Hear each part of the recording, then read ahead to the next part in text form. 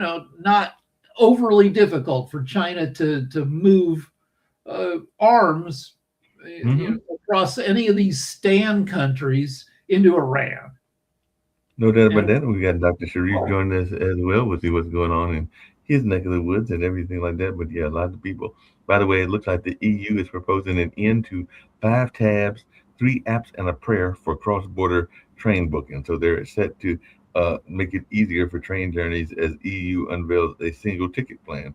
So they might be making it easier to get across Europe with this single ticket plan versus a multi-ticket system. So will that make it easier when you go visit your daughter and everything like that, Rick? Because I do know you travel there because you yeah, got a like we're looking at December, and we're going to take the Eurostar, which is this freaking fancy ass train that goes under the English Channel. We're going to go see like Paris. Maybe I haven't been to Paris since I was a little kid 50 years ago. So ooh, that sounds interesting. Hey, Dr. Sharif, what's going on in your world? What you got going on in your part of the world? I know y'all got a lot of things going on, including your various conferences. So, what's taking place in Bangladesh, Malaysia, and all the areas that you are involved with? Yeah, right now, like everybody actually want to overcome from the challenging situations, from the economical issues and energy related issues and so on. For that issues, actually, you call it the reformations of the business, reformations of the economy, and so on. So it will be better when we see that President Donald Trump visiting China, and this is actually a impactful visit from USA. I think that through this process, with the collaborations and peaceful partnerships in between USA and China, maybe the world can get a better business world, and we can focus on the economic recovery and so on. And second important thing is peace. Regarding the peace we are observing in the Middle East, especially this Iran and in USA and Israel, where it actually creating a lot of tension. So hopefully it will go for a peaceful movement through this process.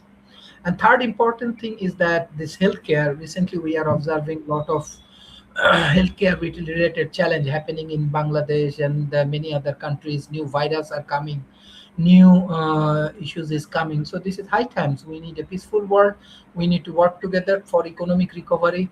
We need to take care of the healthcare issues and so on. So country like Bangladesh is a very highly density populated countries. So this economic challenge right now is a very big challenges for all of us.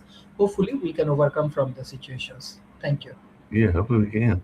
What else are you seeing in the news, Rick, and everything like I that? just want to do a quick geography lesson. The Okay. STAN countries. There are 7 countries immediately to the east of Iran. The names all end with Stan: Pakistan, Afghanistan, Turkmenistan, Tajikistan, Uzbekistan, Kyrgyzstan, Kazakhstan. That might be 8 countries. I don't know. Anyway, it's a bunch, and it's a bunch where we have really we don't have many fingers in there. We used to have a presence in Afghanistan, and between Trump and Biden, they pulled us out because we've been at war there for 20 years, the longest war in U.S. history.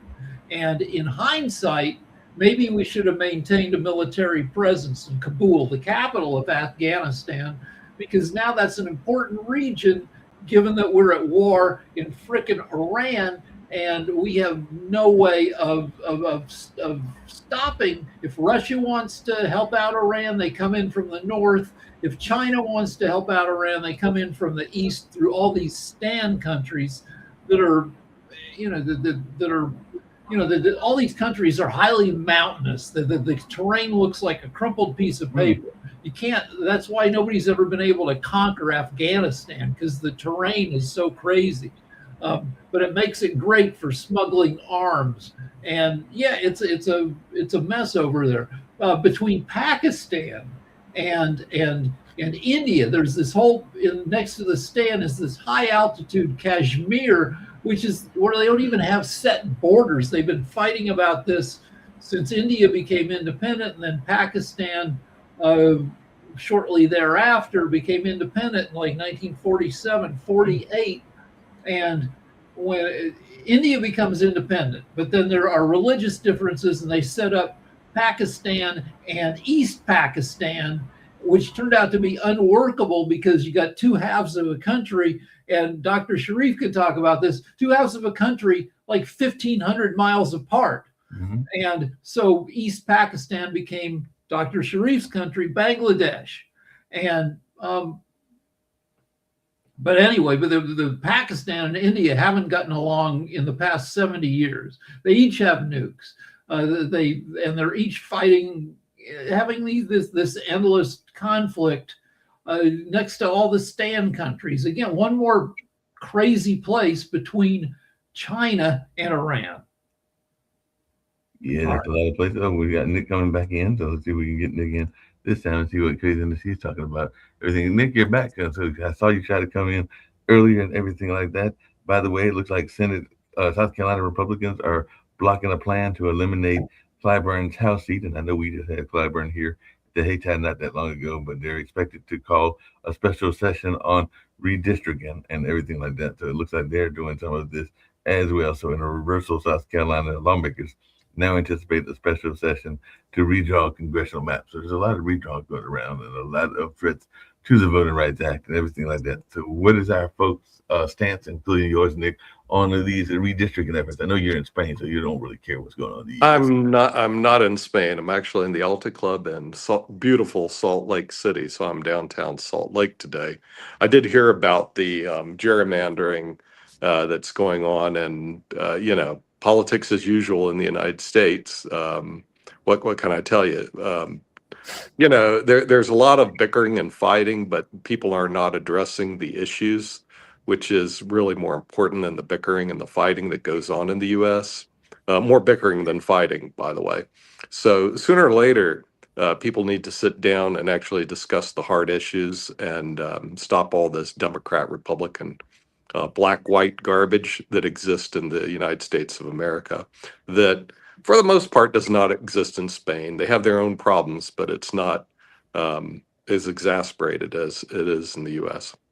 And unfortunately, everybody in the U.S. has to I listen have to some it. numbers. Well, we got about the numbers, right? What we have. gerrymandering. So one of the important numbers is two numbers are important. Trump's approval has never been lower.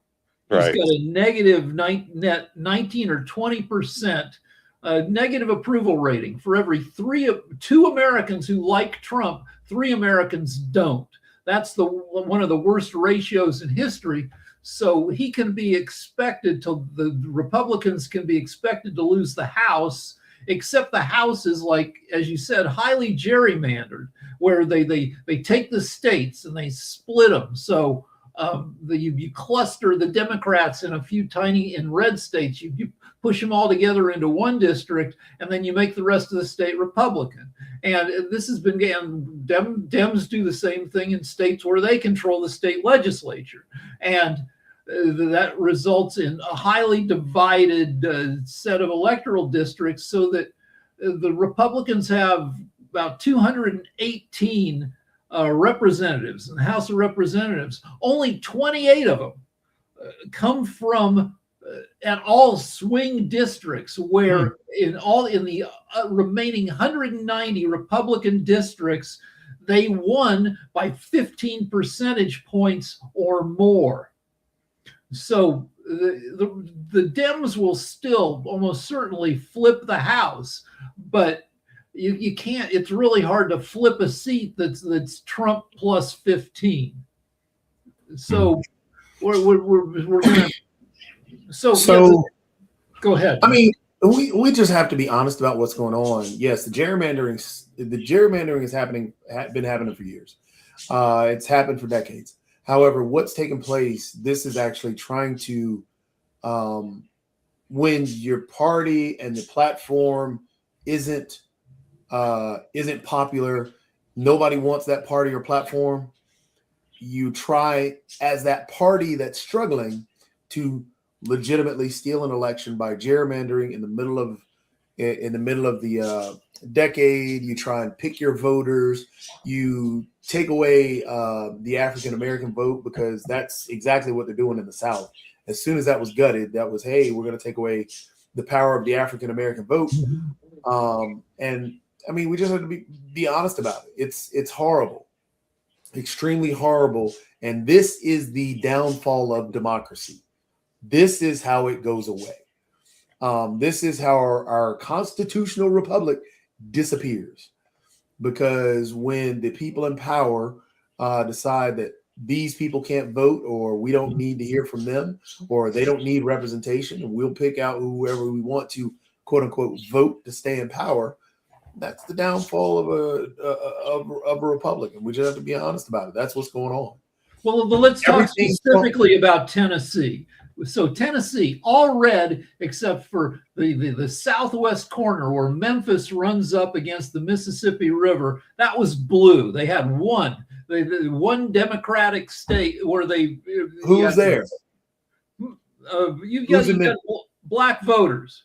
Thank you. What did they just took a ruling, and they took that one black district, Tennessee, like 8 districts, all Republican, this one teeny little blue thing, and they sliced it into 3 parts, and then they spread the Democrats out across 3 new districts. Who out? The Republicans did. The Republicans. No, they spread. No, this is where the honesty is. Yes. Memphis. Memphis is legendarily a pretty cool city. That's Elvis's city. That's Graceland, right? Yeah. Pretty, awesome city. Well, they took that awesomeness and they sliced it into 3 little pie slices. So those voters get diluted to the point where now they're just a small, instead of being a big part of 1 district, they're a smaller part of 3 districts, and will likely get outvoted by Republicans. So Tennessee will have 0 Democratic representatives, even though Tennessee is probably 40+% Democrats. Mm-hmm. Well, and again, it just goes to be honest about it. That's why I that's why I was doing the whole pause of who. They legitimately attacked Memphis because they were black. It was a black city and a black town and a black district. They chopped it up and diluted the black vote. That's what they're doing with James Clyburn in South Carolina. They're killing the black vote there, and they're just taking away his power, taking away the voices of. They're diluting the black voices, so therefore the black individuals do not have representation on who they would like to represent them. So let's talk about Louisiana. Louisiana is 1/3 black. The last time a black person got elected to state office was 154 years ago, and Louisiana is redrawing its districts the same way Tennessee is. Yeah, and the thing is, what we tend to confuse is that black people will only select black people to represent them, but that's not true. It's the matter of black people allowing them or having the ability to select individuals to represent them. And that's what the problem is. People try and point to, because these are always the arguments against, is that, there are black congressmen or so on and so forth. But black people aren't just selecting black people to represent them. They can select white people. They can select Hispanic people. They can select whomever they want. But the thing is, they're just not having the ability to do that anymore because their districts are being separated. You can have somebody right across the street from you in a completely separate district because what they're doing is diluting the black vote. So therefore, there's no power in that vote anymore. This is what individuals fought for and died for, is just so individuals. That's what the Voting Rights Act was. That's what Bloody Sunday was about. These individuals fought and died just so the voices of black people could be heard. Now it can't be heard because they're being shouted out. They're being drowned out because they're so diluted, because they chopped up the districts around where the black people are. Yeah, and that's what they legitimately stated they were doing. And it's not. They always said that was their intention, even in the Project 1619 project and a number of other things that they were gonna.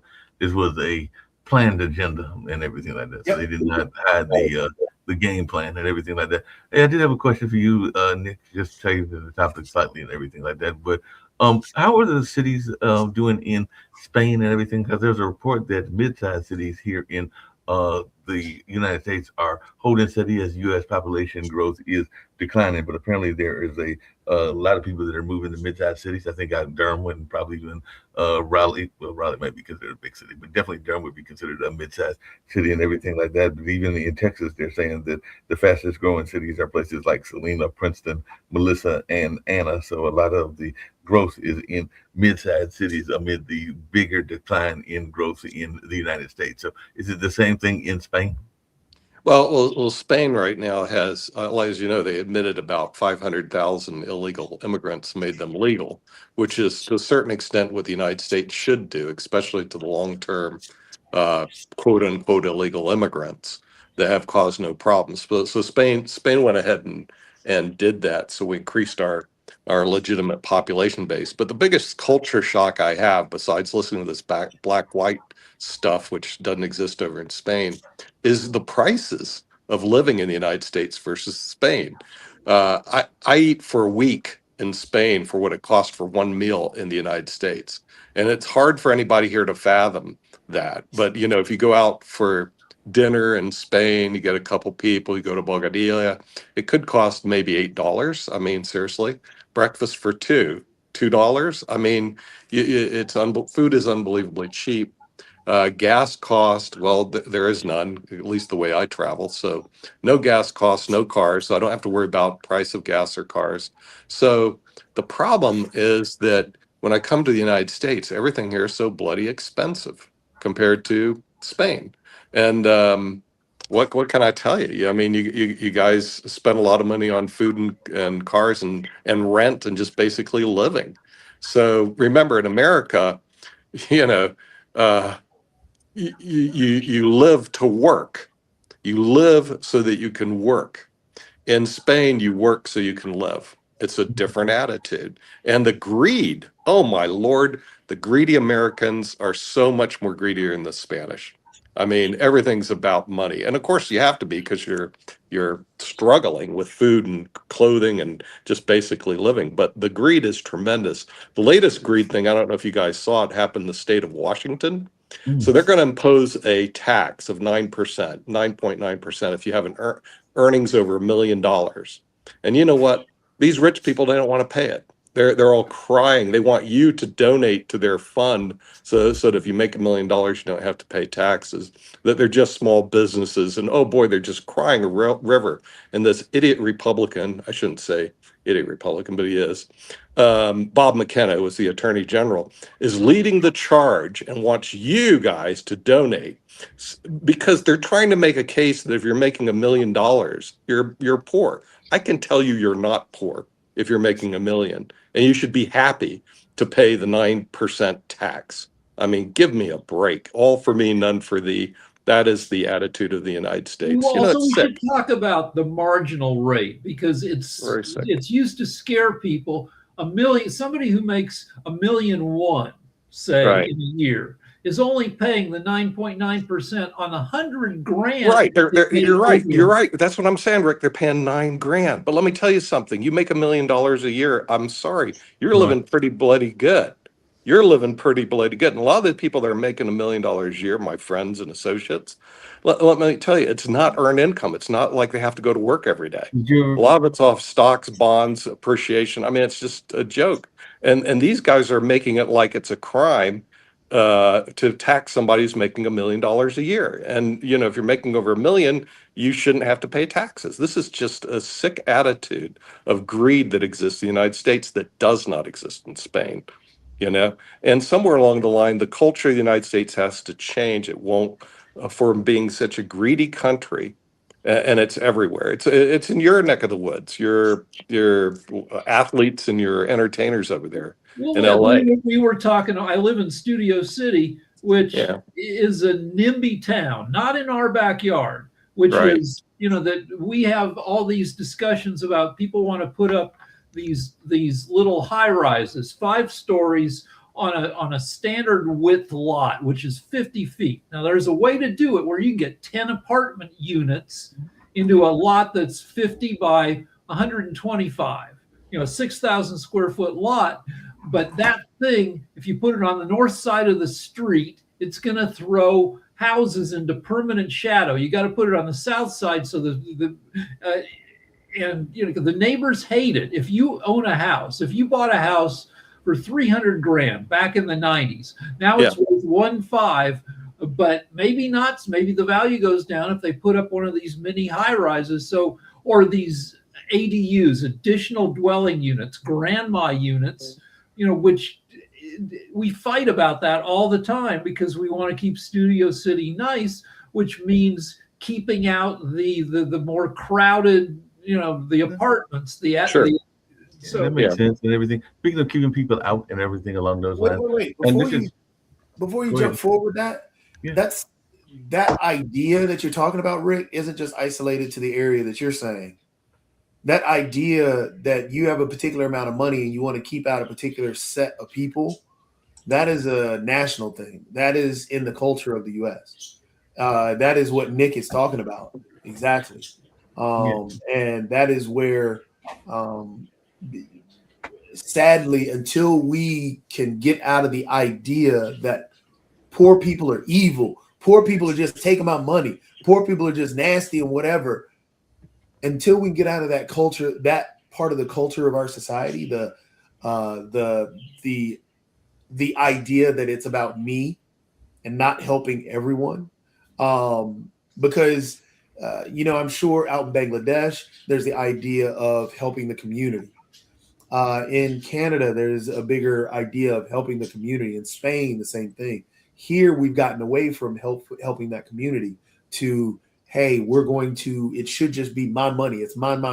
My tax dollars can only go to, I don't want you to my tax. Yeah, exactly. So I want to disagree with you a little bit. I'd say that at least in LA, in my experience, poor people are inconvenient.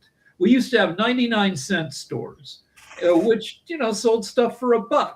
Great place. You could pick up, so I used to go there and pick up chunky clam chowder for $1.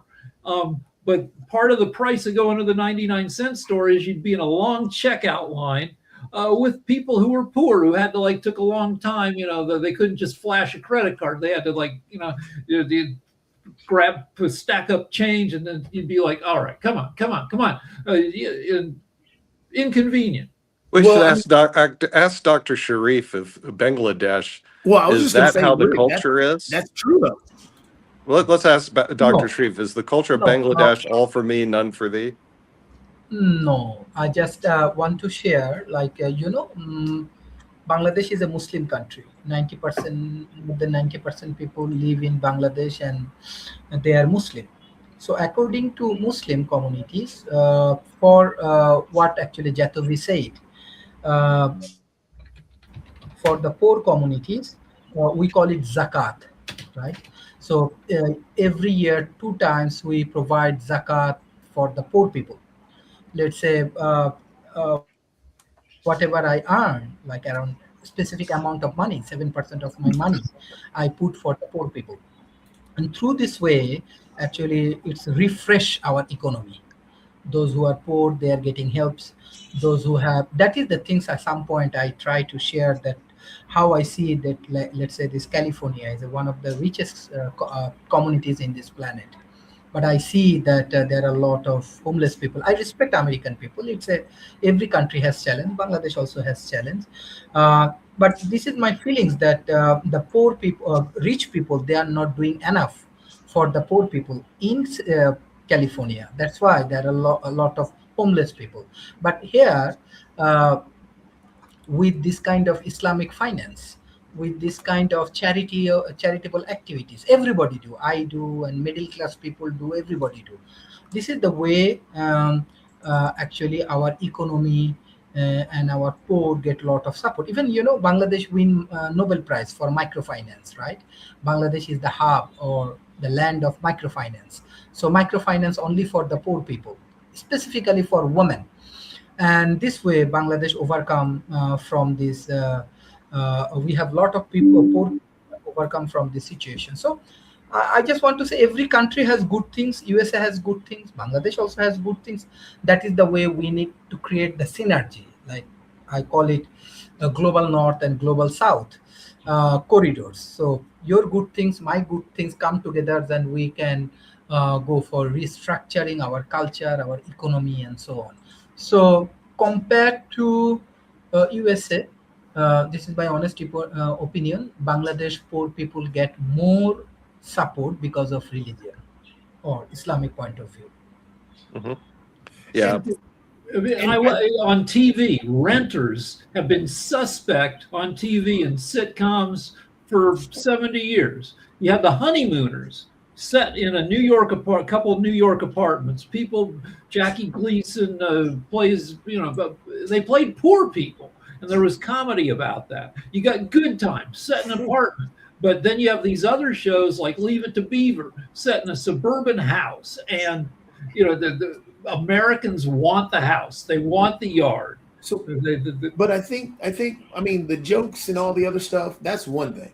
But I think one of the things that you had pointed out, though, Rick, and I think you weren't disagreeing more so than you were agreeing, because when you said that they are inconvenient, that's the same thing as saying that, they're evil, they're bad, whatever. I just don't want to. It's much easier to deal with because I don't have to deal with.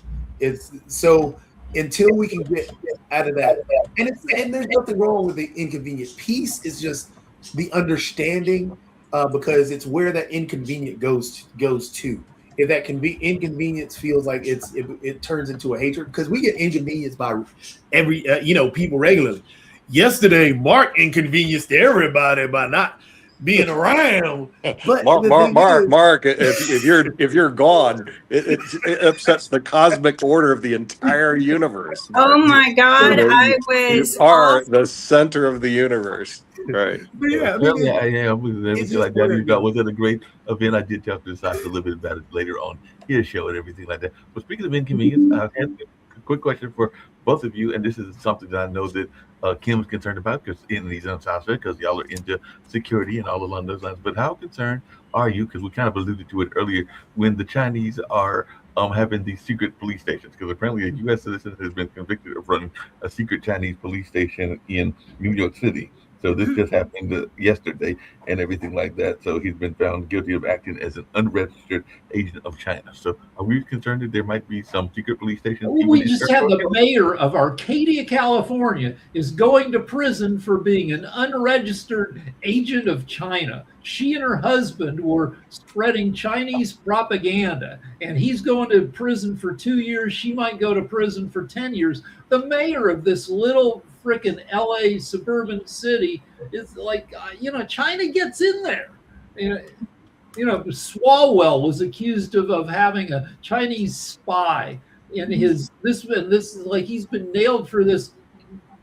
This happened like 10 years ago, and everybody's Dems like me are like, no, he didn't bang her, and even if he did, he was single at the time. Well, now it turns out Swalwell is a sexual predator who is like, but yeah, China will take opportunities.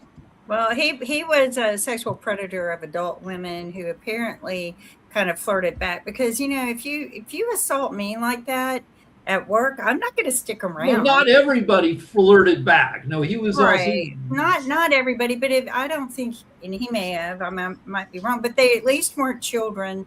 And see, they've distracted everyone at a lawsuit about adult to adult to get you to forget about the predators, the pedophiles, the predators of children that are in office.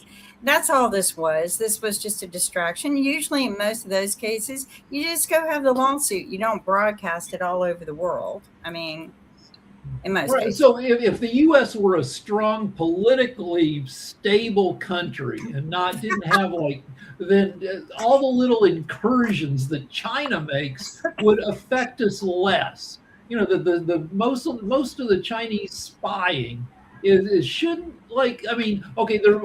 there's some stuff that's dangerous, like the hacking, like that they could take down our infrastructure. But the little, there was a blatant Chinese spy who was hanging out at Mar-a-Lago, and everybody knew she was up to no good.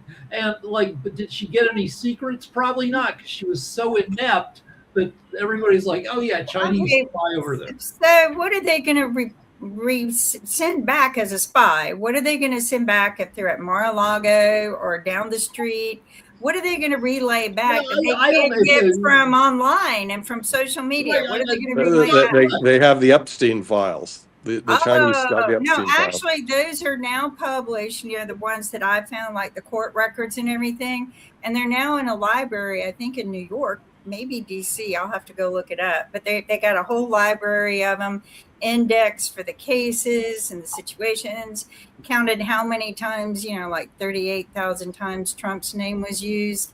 Those kind of things. But there is an actual library. I plan, once things calm down around here, I want to go see it. I want to see if it matches the collection I have. You want to see if it matches what you got. By the way, Sasha, you'll be glad to know I did talk to Steve yesterday, because that's part of what we talked about when you were doing your modern investment, and he did agree that he would be on your show, and I've already sent him the link. So hopefully he'll be there. And I also asked Rick to be on while I was here today. So I know you had Jonathan is going through some stuff and all along those lines that you can either announce or not announce. But that being the case, I did see that I've got 2 folks that'll be appearing this time around.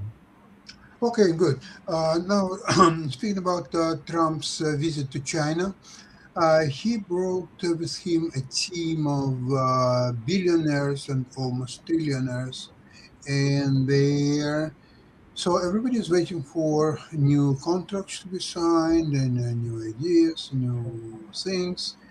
Well, it's already evening in China now, and tomorrow is the last day. So there are still a lot of hopefuls for these new contracts and new ideas to emerge. What it appears to me is that there is at the same time a big meeting of BRICS in India. And there is a big meetings of so-called G9 or X9, I forgot the name of it, in Europe, in Romania, where all the European countries are participating. It seems to me that America more and more becoming really a non-player on the international scene. Nobody fears America anymore because Iran showed what to do in case that if America attacks it. And they are now dictating to America the terms how this war may finish, if it will finish. So far, America is completely checkmated in Iran, and the best way, it's much worse actually, Nick. Think about it, it's much worse than Vietnam, because in Vietnam, okay, so they killed some Vietnamese, and Vietnamese killed some Americans, so Americans withdrew at the end of the day, at the end of story. Not here, not with Iran. It's not the end of story. It's a play, the stupid Strait of Hormuz, which was opened before the American attack and everything was fine. No longer the case. It's not going to be reopened unless on Iranian terms. And because America cannot afford a full-scale land invasion, and America knows that, and Iranians know that, so that's no longer the factor. Nuclear option is no longer the factor. So what exactly leverage United States have over Iran? None. Zero. Okay, that's a capitulation of cosmic size. It's not something that will be easily forgotten or easily and quickly repaired. This is just very serious stuff. I agree with you, Sasha. It was just another act of one of Trump's childish games to distract people and look another way. I truly believe he thought, oh, I'm going to bomb them with everything we can. And they'll fall over the regime. Fall over. But what he and others have failed to interpret and understand, because they do not understand how to look at things with consequences, is Iran has been just preparing for years and years and years and years for someone to America basically to attack them.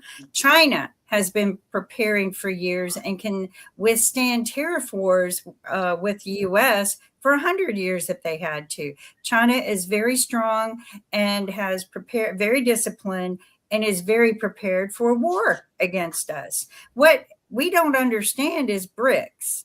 Okay. And China is part of BRICS, and BRICS is the up and coming rising power that is slowly building their power and their infrastructure to eventually take over the world. And, people have been watching it now. Nobody's been doing anything, but I think BRICS will eventually take over. And But they're not interested to take over the world. No, they're interested to take over United States of America. Right, exactly. Replace dollar as the trading currency, and then once the dollar is out, it's United States is out. It's United States is becoming more and more irrelevant in a military point of view, from the technology, from finance, from everything. What finance? U.S. $40 trillion in debt. Get out of here. Who needs you? I want to talk about a fun thing before we go. According to the CNN article, the hot new career on TV shows is OnlyFans model. You've got 4 shows that talk about people working for OnlyFans. Margot's Got Money Troubles, Euphoria, Industry, and even Abbott Elementary.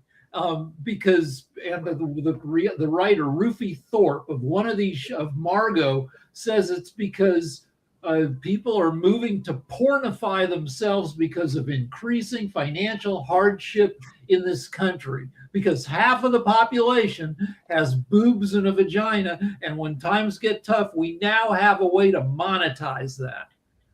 Oh, we should bring them on Pod TV and interview them. Well, and I will say this, for all the things that they attack people for using they use AI to take people down with, like, oh, you shouldn't have said that about Trump, and be careful, don't talk about Trump. I've gone on TikTok late at night because there's not too late, but there's a person who does a show about AI, and I love his show. Well, when you're scrolling through those, sometimes I was shocked to see all of the exposure of young girls dancing almost topless on TikTok. And, one of the things that they got mad at me about posting was, Trump is still a pedophile. The lawsuits say he is. We need to go after him for, exposing little girls. And, and they told me I exposed little girls by posting that I was exposing little girls, that they are sexually exposing little girls now, and they're allowing it. So I've been turning it in, and they get mad at me for turning it in, but they're letting little girls, and I'm not talking about like ballet dance. I'm talking about, they got a man telling them how to dance in order and who comes up front next. It's almost like selling little girls on TikTok. So, I'm a little frustrated over how somebody has taken over the social media platforms and changed them, but they're not going after the right people. Yet again, they're going after hardworking people who are trying to expose the truth rather than the real worst of worst criminals. That's all it makes a lot of sense to give it a wind up the show and everything along those lines. Do you have something you would add? You told me I heard you say something that's going to go a short story. I was just gonna say because Sasha's right about the money. Knocking the U.S. But the thing is, they don't even have to fire a weapon or do anything because right now, part of BRICS owns the Strait of Hormuz. The biggest part of BRICS is actually about to take over Taiwan, which means they're going to own technology. That means BRICS, truthfully, right there, owns the world because they own energy. They own the chips, and that's the ball game. On the other hand, U.S. Is in debt of $40 trillion, and this is a fact which is not being easily dismissed. So when when Trump is flying to China, I was expecting that Emperor Xi will just say, "Hi, Donald, and how can I help you? What do I need?" Because why don't they arrest him like he's gone around arresting other presidents of other countries for all his acts? Why don't they arrest him? But anyway, I mean, he's also threatened arresting Obama and Biden and other folks like that. But just really quickly on a lighter, but not totally Tired lighter from. note and everything like that to get us on out of here. We know we're all worried about ICE and everything like that, but apparently U.S. agents arrested a tourist after a video showed him hurling a rock at an endangered Hawaiian monk seal and everything like that. So a Covington man, I think, was arrested after he had hurled a rock at an endangered seal. So ICE apparently is going after people that are throwing rocks at endangered animals as well. So we'll see whether that's the case or what happened in that particular case and all along those lines. But on Well, that I note, don't know if they went after him because he was threw a rock at an endangered seal. I think they went after him for some other reason. I agree. I think that they've had some other reason other than that. I think that was just an excuse that they gave as the reason and all along those lines, because I can't see them just doing it because he was throwing a rock and everything. But he does look like he might have been a minority individual, so they might have been going after him for just being a minority, to your point, and everything like that. So on that note, we're going to get on out of here. We can have these discussions later on world politics, because I do plan to do that this evening, and definitely we'll have some other shows coming up this afternoon and evening as well. But right now, get the YouTube out of here, and I see that the leadership is left as well. But I'll catch y'all later, and y'all have a good one until I see you then. Bye-bye. All right.